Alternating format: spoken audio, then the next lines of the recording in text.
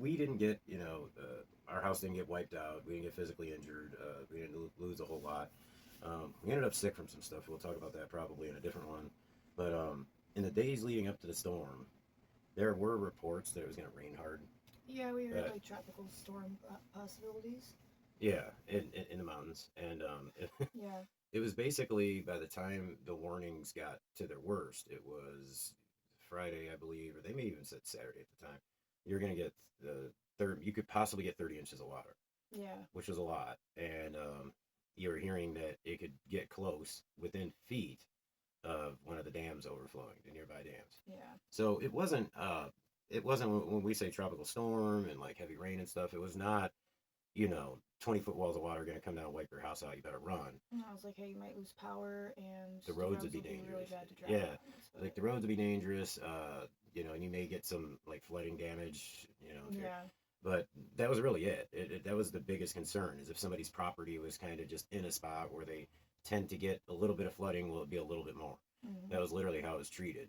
Um, and they only they called off school. Okay, so the Thursday is when we got evacuated, but Mm-hmm. they called off school for Thursday and Friday. on what, Wednesday or Tuesday? I believe Wednesday, because they're like, with the possibility of inclement weather, they didn't want the buses, in case the roadways were, covered in water or whatever. They didn't want the buses to have to go travel up that stuff. Because you're talking hilly stuff. I know everybody's seen our pictures and videos and everybody else's of broken up roads and stuff like that, but that's not what this was about. This was just, you got a picture, you're in a hilly region, well, you're going to have water pooled up at the bottom of areas, and you're going to flood your vehicle out, stuff like that. So, and also the people that they're always worried about, whether it's snow or rain, is in our district, there are people who live in the mountains. Yeah. They're 20 minutes away. Way up there, and the bus goes all the way out there to get them. So. Yeah, it's like an hour and some change or something for the entire bus trip. Ride, yeah. So, anyways, leading up to it, it was just like you're gonna have a lot of rain. I remember watching it on the treadmill at the gym, and it was just kind of like we said, there may be some creeks that overflow a little bit. You might get a little bit of water creeping in your basement or something like that, but it wasn't anything frightening. So on that Thursday, I went to work as normal.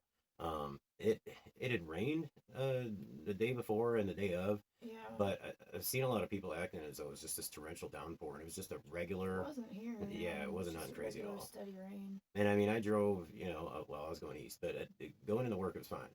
And when I got to work, it was fine. And you called me in the afternoon, freaking out. Well, yeah, all day it seemed like it was fine. I mean, we didn't even have power flicker or anything like that at all. It was raining steadily, but it was like just, mediocre at best. Like it wasn't, just like very medium rain, nothing like crazy. It wasn't making rain great again. No. It's just boring rain. Mundane rain. Then we got, there was two cops driving down our street, and the one got stuck like on someone's lawn over there, and I was looking out the window at him like, oh my god, that cop just got stuck on that guy's lawn, like what the heck? And then like they're getting out and like going up to someone's door. I thought someone was getting arrested. Why'd he get stuck? He got his tires like in their like mud or whatever. I don't know. The water was. I didn't realize it was that muddy there. Yeah, and I'm like, they're going up to their door, so we're looking out the window like just nosy as hell. And then all of a sudden there's one coming up to our door, and I'm like, well, what in the world? And there was a female cop gave me a paper and was like, this is the recommendation. We highly recommend that you guys evacuate to higher ground because Lake James is about to be at a level that it's never been at before. Sorry, there's something in my eye if I look retarded. Yeah, and this is we're near Lake James, which really has nothing to do with any of the badly hit areas anyone's heard of, and also doesn't have anything to do really with the bad damage that did happen. No, but that's what so she the concern said was just that it was gonna be rising to levels that were because of where our house sits. It always floods in this area, I guess. So she's like, well, there's a good chance that will happen, and if it does happen, it'll be a situation where by the time you're calling for help, we won't be able to get to you, so it's safer to leave. And really, it's, again, like people are getting certain pictures in their head, I'm sure, because they've seen what Helene did here. When they say people won't be able to get to you, it's because of where we're situated as far as getting to the one side street here to get to the main road. Yeah. You know what I mean? So it's like, you'd be talking about, I don't know what, like tops a foot of water or something, 2 feet of water, like if that. Like we had a creek we have a creek next to us that, is usually just a couple inches of water running through there. Mm-hmm. And we'll get to where I came home, but by the time I came home, it was a couple inches of water. Yeah. Maybe it was a tiny bit more, but I'm saying that It the went back downpour was down. not crazy. Some of the water backed up here. It's like she said, we basically live in a little bowl down here at the end of this road. And, there's only two ways out of here. Yeah. And we just happen to live in the one spot where we wouldn't be able to access either one of those two ways. Yeah, not by car, that's for sure. So they're only telling like us, the neighbors across the street, and then what and the a people few next to people them. down there. Yeah. And So no one else, as far as I know, anyone I've talked to got evacuated in Marion. no, the At next least not near us. day, people up there on the rest of our road area did get a mandatory evacuation Friday morning. Okay. I remember getting that text, but I was like, okay, I'm thinking, well, how serious is this? 'Cause I'm looking out the window and I'm like, Well, my neighbors across the street have lived there forever. I mean, they've literally lived on this street for like 35 years. So I called them and I'm like, well, how serious do you think this is? Like, are you guys gonna leave? And she was like, yeah, I lived here during Hugo, and she's like, I've seen how bad it can get. And she said that she had a friend who was a meteorologist or something, and that they said that there was a possibility that it could get pretty ugly, and that it would be better to leave than not to leave. And I was like, okay, I'm thinking, where in the hell are we gonna go? Because we're thinking higher ground, which would be my parents in Old Fort would be higher ground by what our standards of thinking would be. And so that's where we were like, oh, thinking of going there. And she actually said, well, I know that your parents are in Old Fort, right? And I said, yeah. And she goes, well, I wouldn't go there. So because the roads there are already going to be, really hard to drive through. And I'm like, shoot, okay, we'll definitely be stuck there then. So I called him at work and was like, hey, we got this thing. I'm like, I don't know what to do, but the neighbors said that we should go, and I am going to trust them because they're, they know what they're talking about. I think we need to go. Like, I really think. Yeah, I almost didn't leave. Yeah. I was like, some rain. We're used to like horrible snowstorms, and we actually did live by the ocean for a minute. Like, yeah, we got a lot of flooding actually where we lived.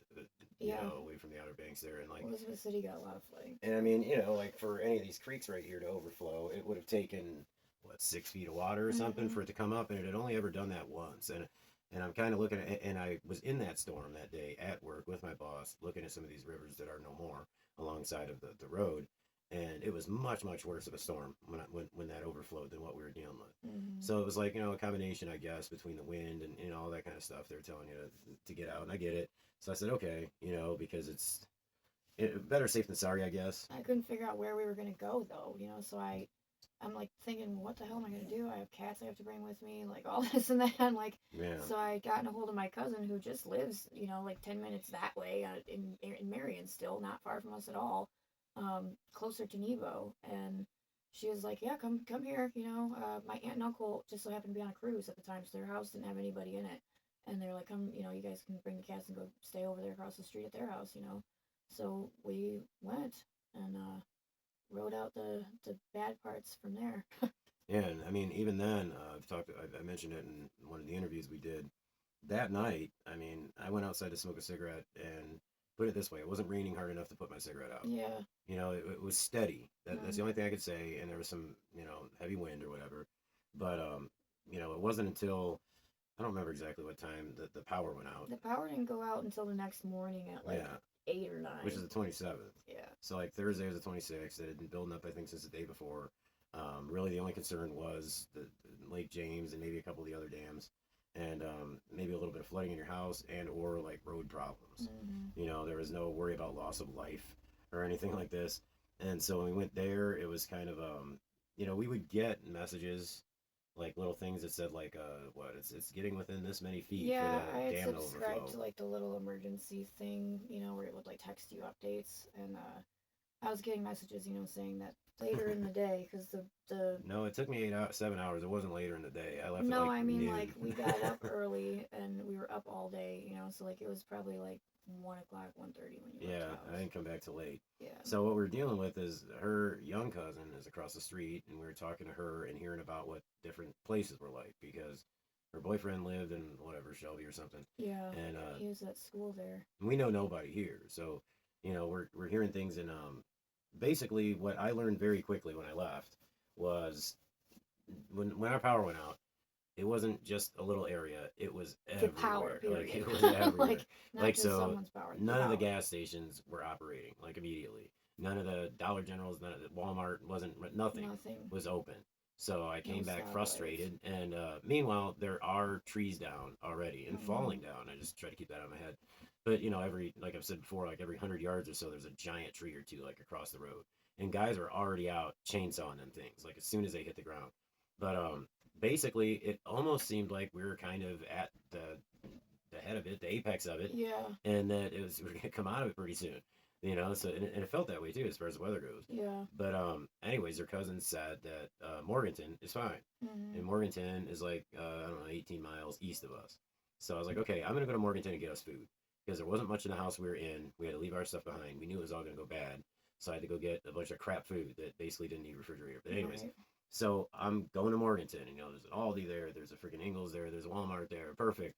So on the way there, uh, there's more and more trees as I'm going, and there's obviously big pooled water in places. And no phone service at all. So, Oh no, no, I there's couldn't nothing. contact him. He couldn't Immediately. contact me. You can't even call 911. No. Yeah, there was no phone, there was no internet, anything. So if you needed a map somewhere, I'll get to that at some point here. But anyways, going to Morganton, the normal 20-minute drive. Number one, the main freeway is already closed. It was just, I guess, precautionary, which was 40. Going in that direction didn't make sense. It would be closed at the time, but whatever. So I took 70, which is slower, but still should have only taken me, a half hour. It took a solid hour and, I don't know, an hour and 15 minutes, hour and a half. But then you got to add in another like 20 minutes or so for kind of like almost gawking. No, actually driving in circles because I get into Morganton and the traffic is just insane. It's like everybody's trying to find a place to go. The stuff was lined up in Marion too. It was lined up and nobody could get into places. It was lined up almost like they just wanted to communicate with each other, see what's going on. Yeah. So that was a big thing too during this time. But in Morganton, I got into the part of town where it's like I'm pretty sure that the Ingles is this way. So I go over this hill and boom, there's like I don't know 3-4 feet of water. I'm like, oh my god, that was specifically where she said would be fine. And I'm like, wow. But so that was bad. So I go to turn around on a main road, like basically where there's a bank and stuff, and I'm looking at like another little shopping center, and I see a speedboat like going out across a field.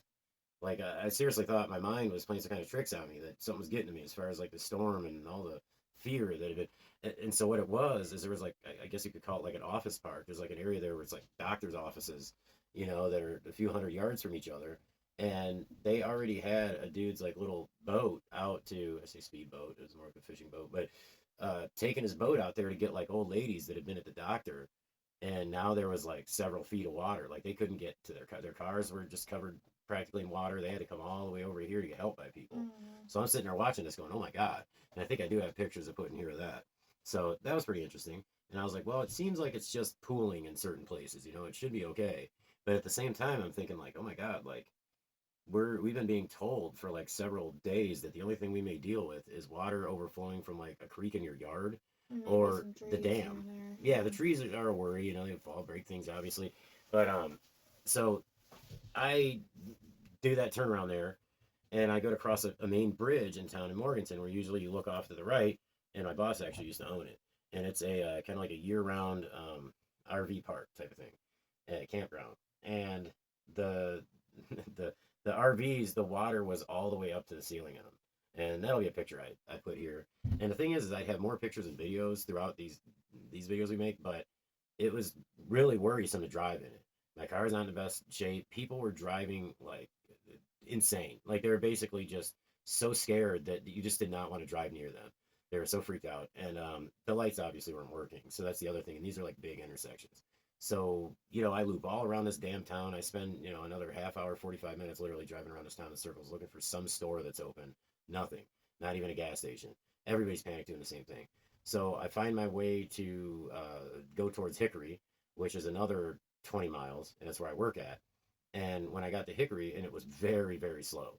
It was, instead of 70 miles an hour, it was like 20, but I finally get there, and along the way, you're seeing, the giant trees down. People are having to go around them. They're getting impatient, so they're almost colliding with each other.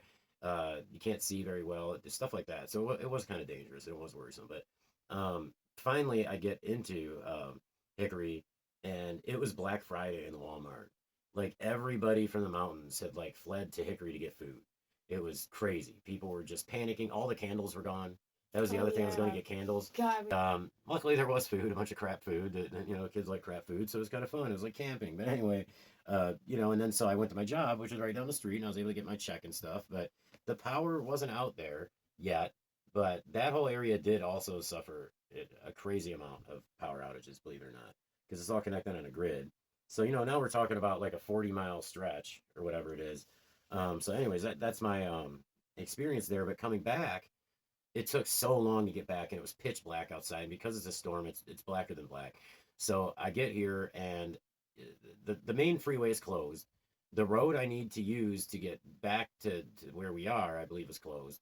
So I find myself in the middle of town, and every now and then I get a tiny bit of an internet signal. And mind you, this was supposed to be like an hour and a half trip, round trip, and now we're probably, I don't know, It's four a or few 5 hours into yeah. it, something like that. So I'm trying to get a signal and trying to let her know something. But everywhere you go in that downtown area, there's one road that cuts through downtown that's open. And it's kind of because it has to be, because there's so many homes on it and stuff like that. People need to get to their houses. And, I guess it was around the time people would be getting off work and stuff like that, because a lot of people did actually end up working that day, from what I could tell.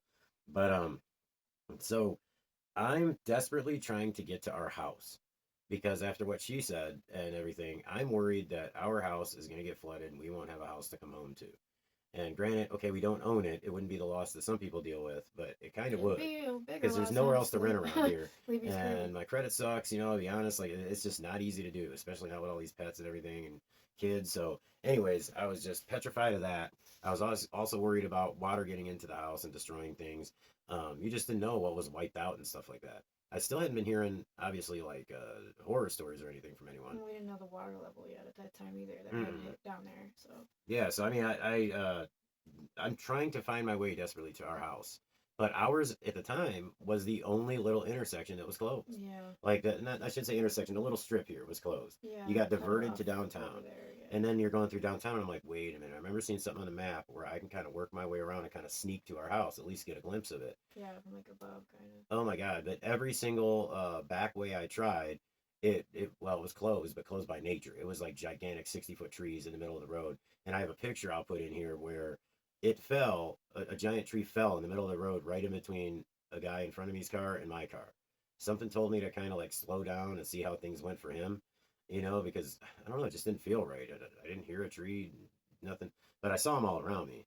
But it was just kind of one of those things where something told my gut to chill out for a second, and it fell like right in front of me. If I would have hit my gas pedal like 2 seconds earlier, it would have landed on me and smashed me. So that road is now a dead end. So I tried all these different ways to try to get here, and I got really close. But then I first found out what we ended up finding out was so bad from Azalea is I was able to tell that the area down here by the Greenway, there was a lot of water. I could just say it like that. Like it wasn't the way that it ended up. Yeah. Like that must have been some dam or something letting loose. That was later in the day. Yeah. Because this is far into it. Like this is 6 p.m., something like that, pitch black, and I'd say 2 feet of water maybe in front of the middle school. That's crazy. It ended up being like 10. So I don't know how that came about. More than that, I think. Because we should have been way into it by now. You know what I mean? Like Yeah, we should have seen the worst of it. There was like 12 feet of water down the corner here. So. Yeah, and it's funny. Like a lot of people here don't even know that. But I think they just don't want to think about it. Yeah. So, she called me, yelling at me. Well, I was terrified that he was fucking dead. She thought I was like arrested. I remember you saying that. Well, like, dead or arrested. Well, the thing is, she knows that if I was getting close to our house to see if we'd be okay to go home anytime soon, and they told me I couldn't see my house, like that's when I get kind of combative.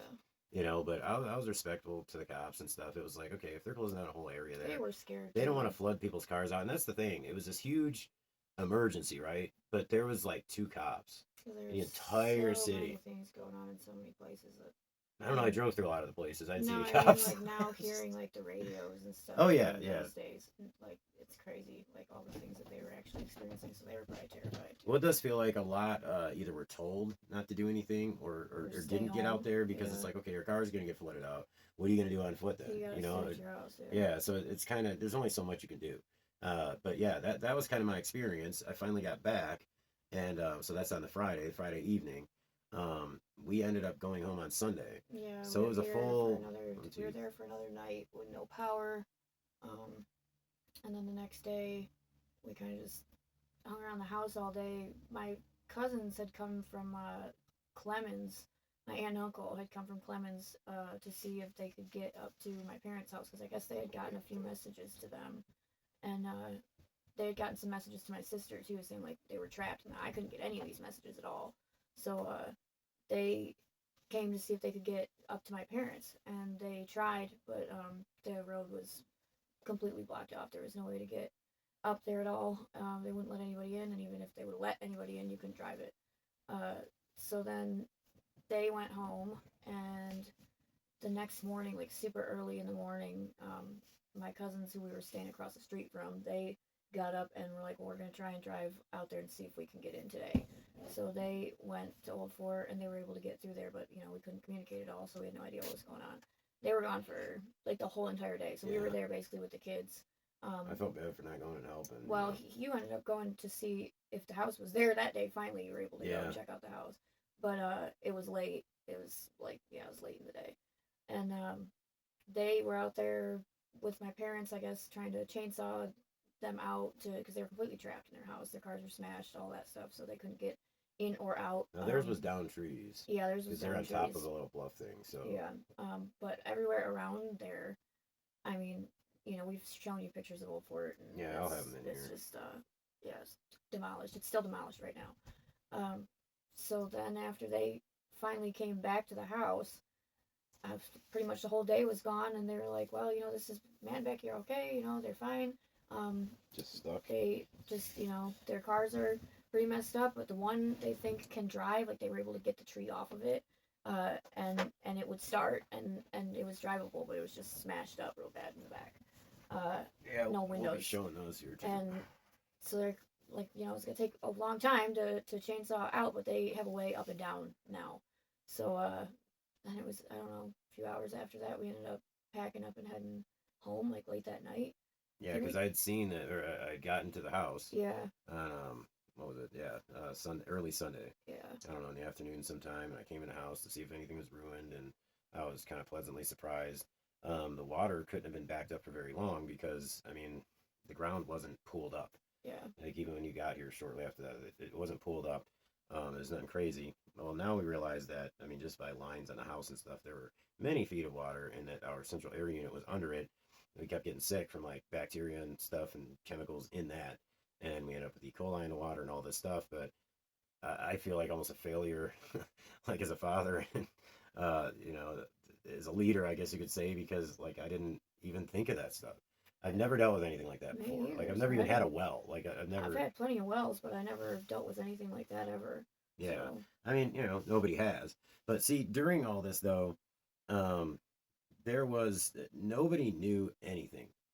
Eventually somebody would go in person. Now, you had to have, like you said, a relative from another part of the state that was getting almost like word of mouth, or they saw something on the news about, like, yeah, we heard this happening in Asheville. Nobody would go in there. You'd have like one overhead video, or some people kept seeing the same stuff. You really couldn't. No. Yeah, you couldn't get in there at all. Unless you were in an aircraft. Nobody knew anything.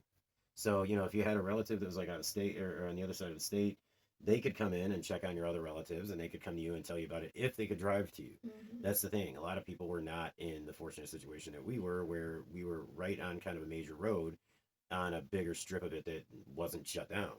Yeah. It was accessible, but also a lot of it wasn't, because normally you'd have to map it to get around it. Mm-hmm. So in the mountains, it's kind of more complicated sometimes, or there's not a second route. There's one road. So, like, her parents got cut out, and we came home.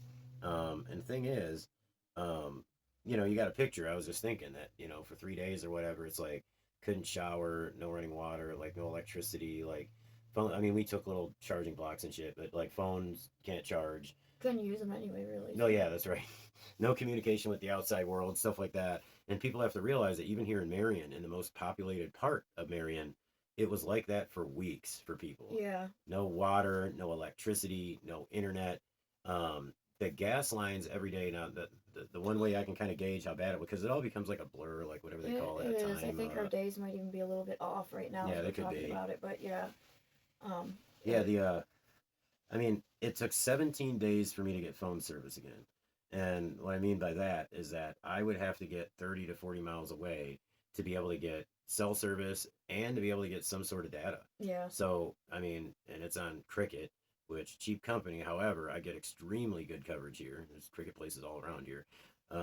It's usually great. So during that entire time, the majority of the town did not have, number one, you'd have one or two gas stations open. We have one. Ingles was open for a little while, but they. Then there's that one over by where we were staying. There's one over there. Oh yeah, that little one. They kept running out of gas. But then yeah. Walmart was basically it for anything. So they Yeah. were open with generators. With you could go in and shop, but it was like I think they were doing cash only, and it was.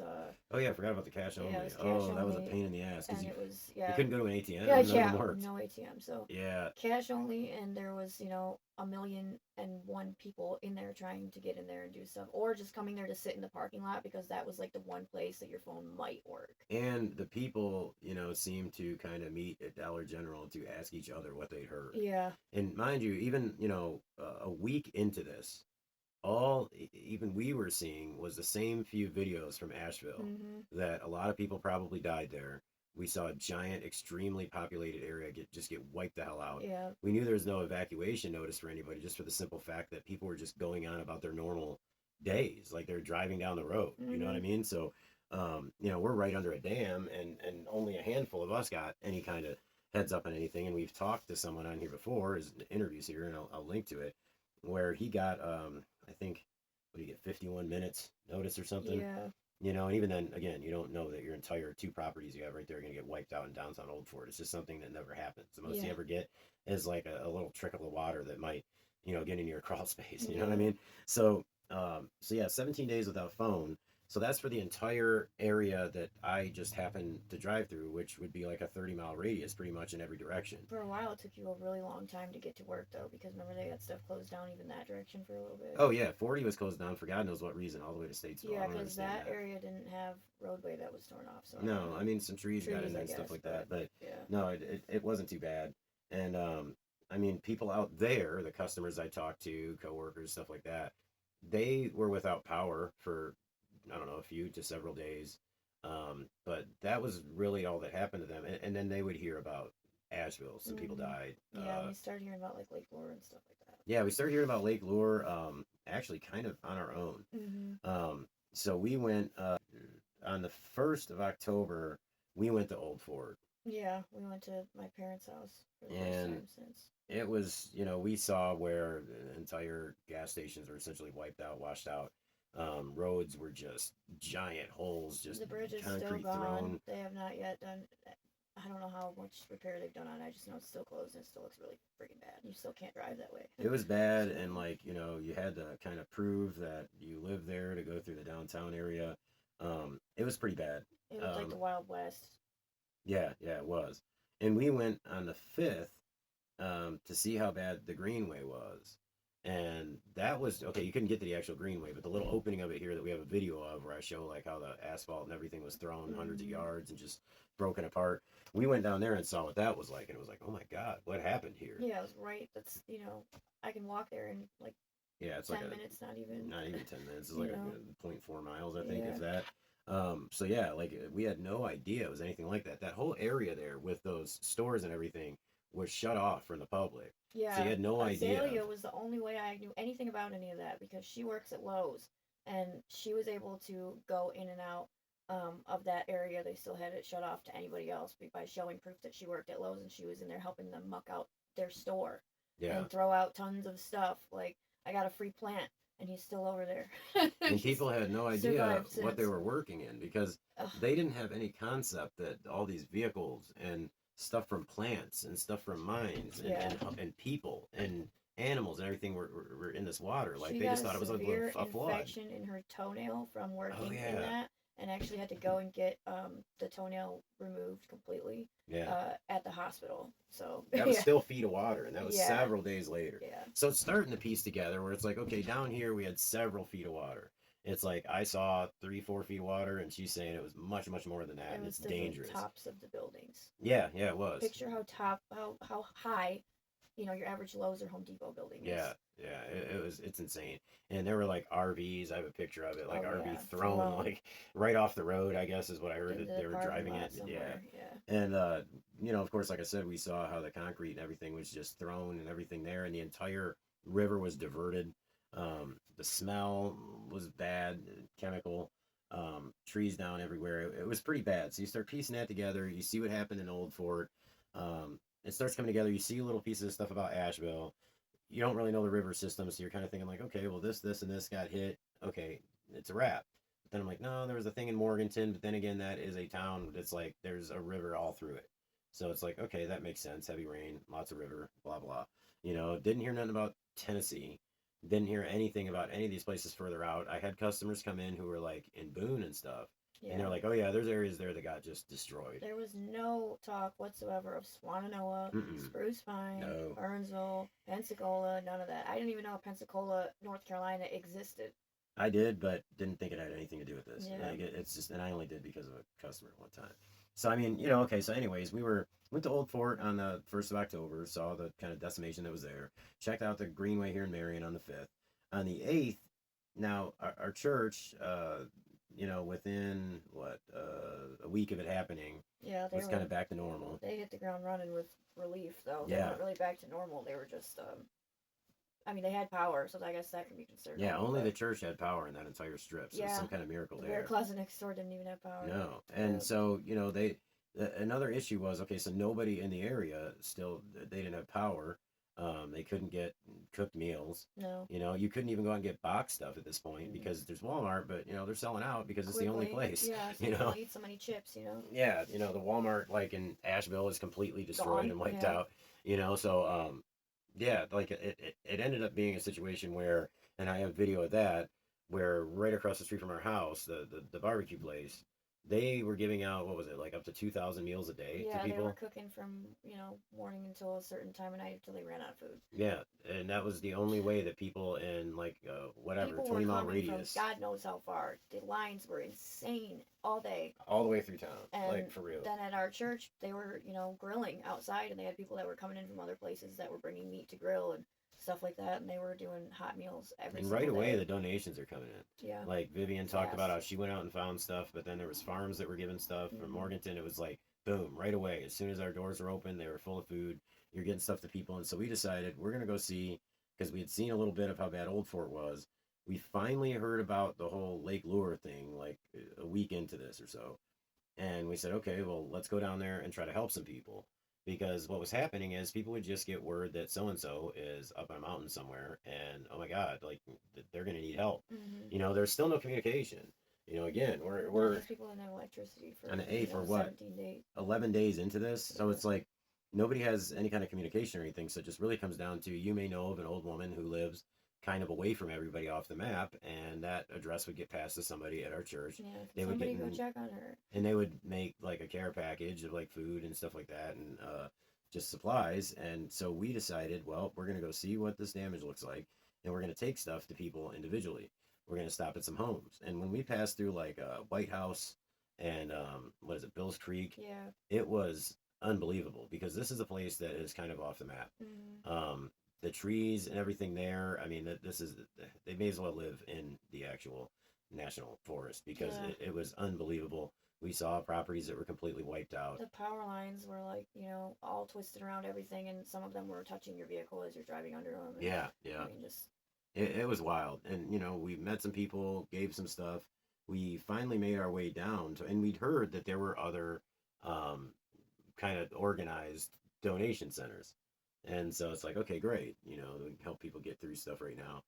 Well, we got down towards Lake Lure, and we found one that was an independent company that had this big thing set up. And we found one that was done by a church. And the talk was, we're not going to let them shut us down. Yeah, we're like, what? Who, them, what? What do you mean? Yeah. And, so the whole time we had been, saying, like, where's National Guard at? Like, they should be here, right? somebody. Like, that's what I had assumed. Like, okay, the F word, they're supposed to come in here, right? Yeah, well, we ended up going to a volunteer fire department, and we had seen a little sign on the side of the road that this volunteer fire department had stuff for people. And you got to understand, people's cars are completely destroyed. They have no communication, so it's almost like you're climbing your way out of your property you're going to walk down to the main road. You need to have a place that's like right there in the main road that is central to where people are going to find it. So we go to the volunteer fire department, and the woman there just basically won't talk to us. Yeah, she doesn't want to say much. She's like, we're shutting down shop. And I'm like, huh? Because we were like, do you guys need anything? So we crammed as much stuff as we could in our car. And she was being very strange. And then finally, the one dude took us aside and was like, listen, man, like, we're having to shut down, and so are all the other ones. Yeah, they're making us move, or they're making us stop doing this here. And she chimed in a weird way to like defend it, but you could tell that it was almost like a ransom video. Yeah. She's like, well, you know, they do have like the helicopters and stuff with like the ladders on them, and like, you know, some of these people are trapped on their properties in the mountains, and like, you know, somebody needs to help them. So we're really hoping that they do if we kind of do what we're supposed to do. And I'm like, what you're supposed to do? What are you talking about? And he said, yeah, what they're doing is they're making all of us shut down unless if it's on any kind of state property, city property, anything. Private property, especially church property, can stay open. They can't tell them to shut down. But they're taking all the stuff that we have and they're taking it to like centralized locations to organize it and to get stuff out to people that need it, which sounded great. But like I described a minute ago, organizing it at a place that people aren't going to know exists doesn't really help. No. So they were basically putting it like in a situation where these people would be 15 miles or so away from this donation center. So we continued on. We did find a cool one that was a church one. And then we got to see Lake Lure. And see, we had seen, I think, the one picture that everybody had seen at this time. Videos by that point. Yeah, I think it was the same guy, though. But It was Biffle or somebody. And they were all really bad. Yeah, it was like all that had been happening to help people was the Operation Airdrop, which immediately when this happened, all these people with private helicopters, private aircraft, and everything met in Hickory, and kind of had a plan to get out there and find these homes from overhead that are like in the forest, essentially up on these mountains. Some of these people had literally like drawn or created like X's on their property and just like different things for them to see, you know, from the ground. And that was the only reason they could even knew anybody was there. Yeah. So I mean, you know, we saw that, and then we got to the end of Lake Lure to get into Chimney Rock there. Yeah. And there were like the 150 cop cars at the hotel. That's even saying it nicely. I think there was more. Yeah, it was the entire. I've never seen that many police in my entire life ever. No, not even fighting that alien thing in Miami. Yeah, I mean, it was like the cop convention from all over the world. So, you know, I actually had a positive thing to say about that. I said, well, hey, maybe they're all coming together to figure out what to do to help people. This is unreal. What we thought. Yeah, I would hope. You know, and so, you know, we obviously turned around. We ended up going to like Arden, which is just south of Asheville, to take stuff to CCM, the Christian Ministries thing. And they had this giant warehouse already set up. It was like the size of a Walmart. And it was packed. It was full of stuff. They weren't really taking stuff anymore. And basically, they were just sending the stuff out to wherever. It was a really strange situation. Like the way that they had the stuff there kind of stockpiled, and nobody knew what the heck to do.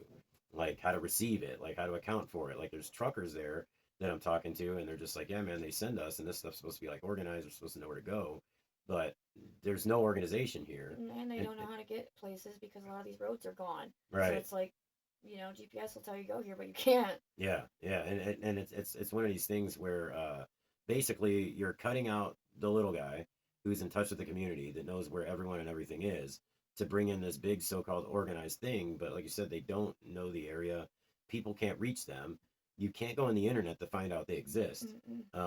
Every now and then you'd see like a little sign up, but those are usually for the independent ones. And it was frustrating to see all the stuff that they had, because I'm sitting there thinking like, okay, all of the people that we had watched coming into the church for the past several days that had been getting stuff. I mean, and it was hundreds and hundreds of people all day, every day, you know, coming in to get stuff and food and all this, you know. And I'm like, okay, well, look at all of this stuff that this huge place has, and it's sitting here. Like, I don't see people hustling and bustling to get it out of here. Like, there's people that need this. It was really just sitting there. And I'm talking about, it was cases and cases and cases of Gatorade and pallets and stuff. We left some stuff there, but I was like, do not leave everything here. No. Just leave it ain't going to go where it needs to go. We're not leaving everything here because I don't trust that it's going to get to who needs it in time. And that's when I first started hearing that day, actually, was we're going into phase 2. Yeah. Which was different types of supplies. It was like, okay, we got past people getting food to get them through for now. So now they're going to need like stuff for cleaning up. rebuilding. Which is and, hilarious to think now that they were talking about phase 2 that early. Yeah. We're talking, 10 days. We're in. not even in phase 2 now, okay? not in a lot of places. They started turning stuff away, only that many days in, food and everything, when the entire geographical area did not have refrigeration, a grocery store, electricity, internet, phone, nothing.